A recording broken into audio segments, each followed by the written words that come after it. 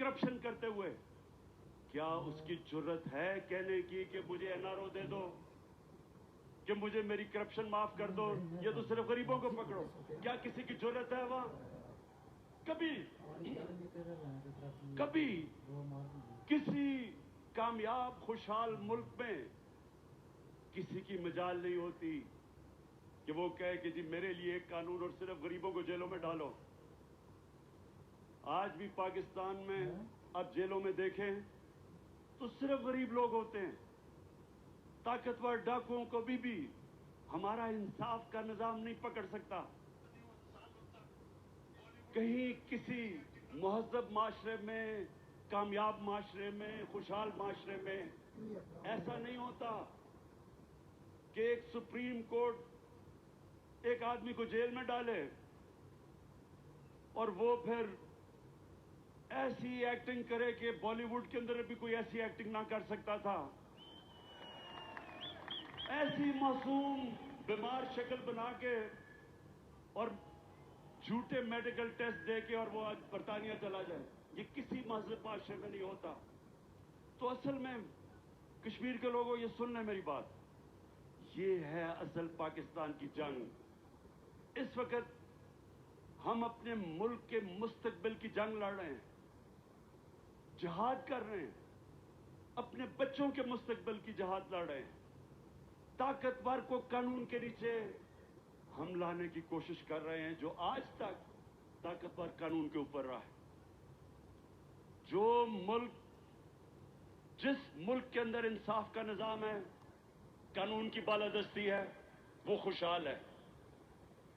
جس ملک میں ناانصافی ہے، قانون نہیں، طاقتور کے لیے قانون، کمزور کے لیے دوسرا، وہاں غربت ہے۔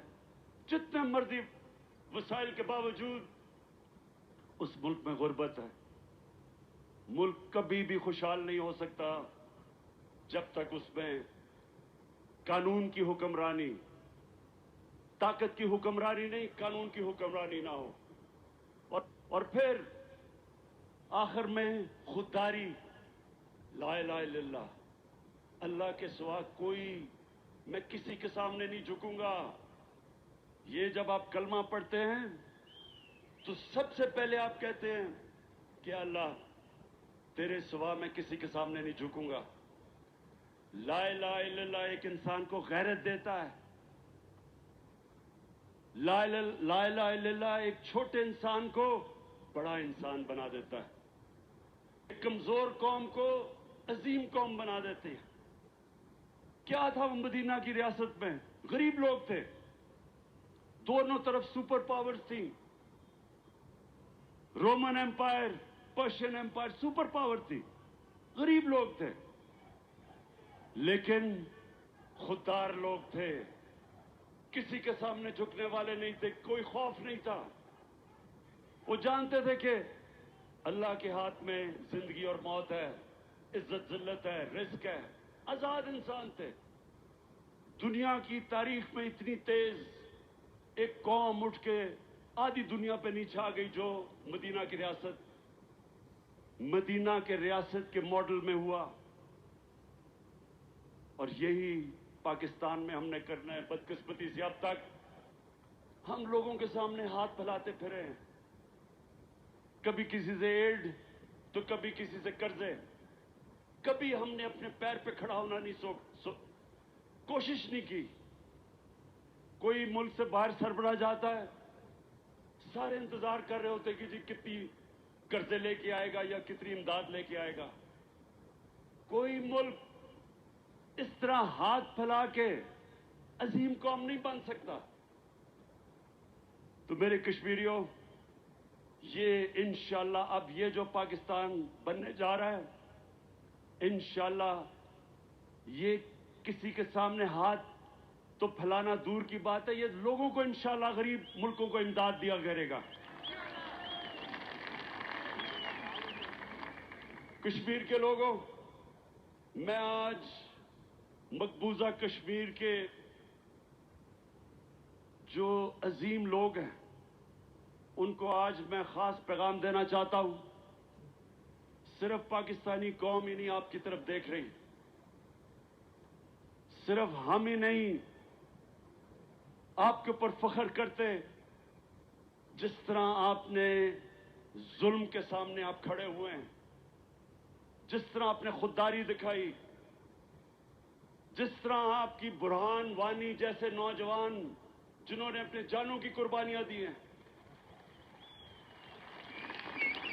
صرف پاکستان میں نہیں آپ کو اپریشیٹ کیا جا رہا, اور آپ پہ ساری دنیا دیکھ رہی ہے آپ کی عظمت پہ, آپ کی دلیری پہ, آپ کی قربانیوں پہ.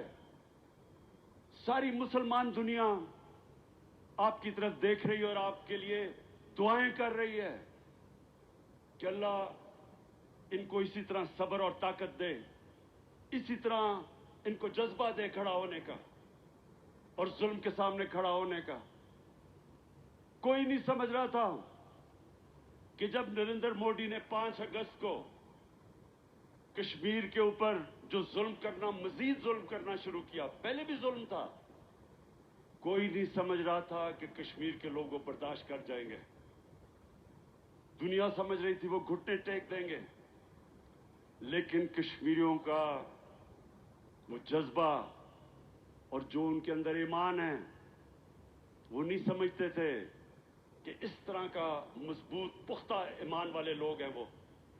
تو ہم آج سب آپ کو سلام کر رہے ہیں, کشمیر کے مقبوضہ کشمیر کے لوگوں.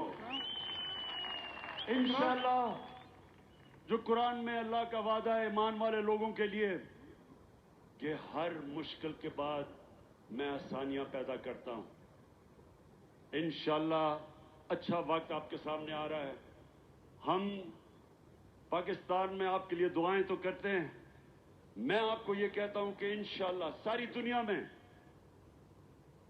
آپ کا سفیر بن کر نکلوں گا, آپ کی آواز اٹھاؤں گا اور اٹھاتا جاؤں گا. یہ جو بی جے پی اور بی جے پی کا آر ایس ایس, جو آر ایس ایس کا نظریہ ہے, جو صرف کشمیریوں کے اوپر ظلم نہیں کر رہا, ہندوستان میں جو مسلمان ہیں, جو کرسچنز ہیں, جو سکھ ہیں, جو ان کی شیڈیول کاسٹ ہیں, ان سب کے اوپر یہ آر ایس ایس کا نظریہ ان سب کو خوف دلا رہا ہے, خطرہ ہے.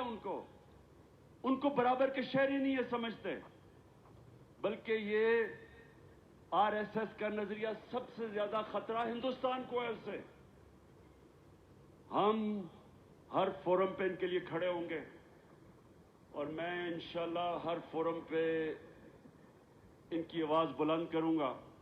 میں آپ کو آخر میں یہ 2 چیزیں کہنا چاہتا ہوں کہ اپنے ذہن میں ڈال لیں کہ جس پارٹی کے لیڈر کا پیسہ, اس کی جائیداد, اس کی بزنس پاکستان میں نہیں ہے, وہ کبھی آپ کے لیے سٹینڈ نہیں لے سکتا. اگر میرا پیسہ باہر ہو, میرے بھی جائیدادیں باہر ہو, میں کبھی امریکہ کو ایبسولوٹلی نوٹ نہ کہہ سکتا.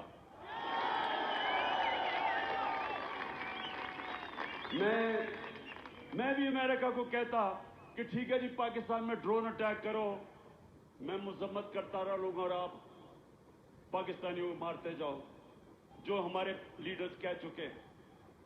یہ اس لیے میں کر سکتا ہوں کیونکہ میرا جینا مرنا پاکستان میں. اس لیے کشمیر کے لوگوں کو ذہن میں ڈال لینا کہ پہلے تو وہ آپ کا کبھی لیڈر ہو ہی نہیں سکتا جن کی جائیدادیں اور بزنس اور پیسہ اور بینک بیلنس ملک سے باہر پڑے. اور دوسرا کہ جو کشمیر کے نوجوان ہیں, اور خاص طور پہ مقبوضہ کشمیر کے نوجوان جس دلیری سے آج ظلم کا مقابلہ کر رہے ہیں, وہ کبھی ایک ڈرپوک, ایک بزدل, ایک کرپٹ, ایک جھوٹے آدمی کو لیڈر نہیں تسلیم کر سکتے. میں آج اپنے سارے کینڈیڈیٹس کے نام پڑھنا چاہتا ہوں.